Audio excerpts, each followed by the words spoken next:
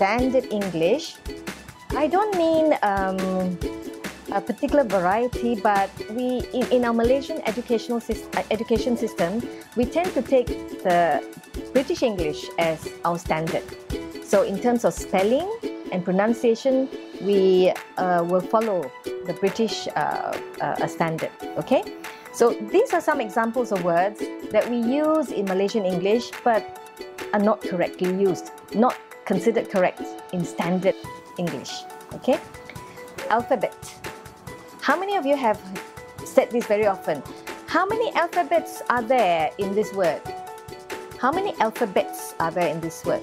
Now that's not correct, because alphabet, strictly speaking, refers to the 26 letters in the English alphabet. Or if you're talking about any other language that uses an alphabet, that is it. The system of using that number of signs or symbols for sounds. Okay, so in English, alphabet simply means from A to Z, the 26 letters. So you would say, how many letters are there in this word, rather than how many alphabets. Okay.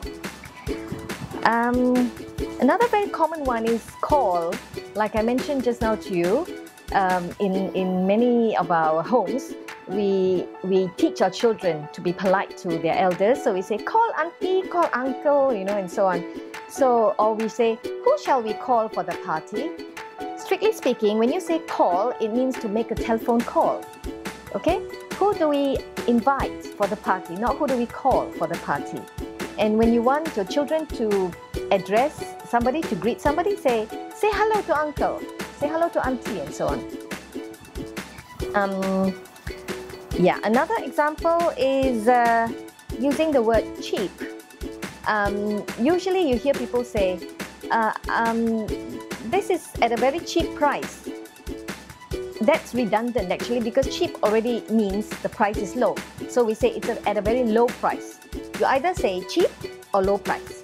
This is cheap, or this is at a low price. Okay?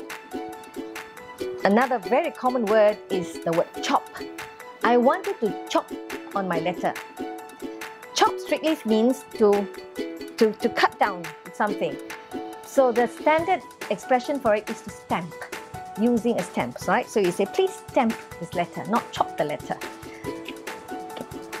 Cooling. How many of you have heard this word cooling? Especially Chinese. You know, in Chinese medicine, the traditional Chinese system of medicine, we talk about cooling and heaty things, right? Foods that we eat, some are cooling, some are heaty. But if you talk about the weather, the temperature and so on, you don't say cooling. For example, you say it's very cooling in Cameron Highlands. No, it's very cool in Cameron Highlands. The weather is cool in Cameron Highlands. Okay. Fire. You say, I fired her properly. That is typically Malaysian English. We say, we told him off, or we tell somebody off. We don't fire the person. To fire a person is to dismiss a person, to sack him, not to give him his job anymore, to remove him from his job. So if you mean that you told somebody off, you say, I told him off. You don't say, I fired him. Okay? If you fired that person, means you dismissed him. What about follow? You drive your car, I follow you in my car. What does it mean? I think what you want to say, what people really mean when they say follow, is that they want to go along. When my mother goes to market, I go along with her. I don't follow her.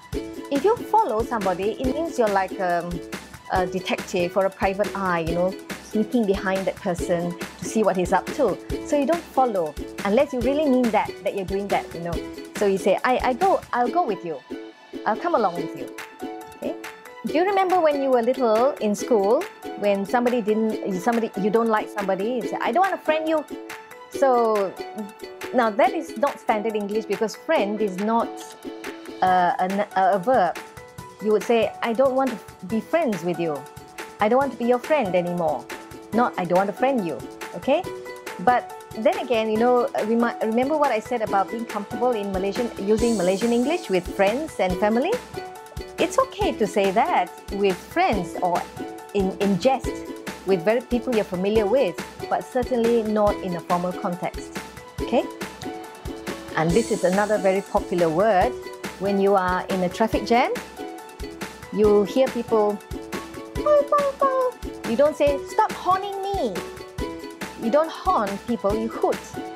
Stop hooting your horn, or stop tooting your horn, or stop sounding your horn, not horning. Okay? This is a very popular one, on and off. But I think many of you know this. Just in case, I'll mention it anyway. You might hear people say, please on the lights, please on the fan. Actually, it should be switch on the fan or switch off the fan. And if you're talking about the tap, you don't say open the tap, you say turn on the tap, right? Open is a very common word used for other things as well. Like you hear people say, open your shoes, huh? You don't open your shoes, you take off your shoes or you remove your shoes, okay? This is, some of these words, non-standard Malaysianisms that we use are actually a transfer from our first language. So this particular one that I'm going to mention next is very common among Indian speakers. So they say, paining, very paining, my stomach paining. Have you heard those? People say that. I think it is something to do with the way it is said in Tamil.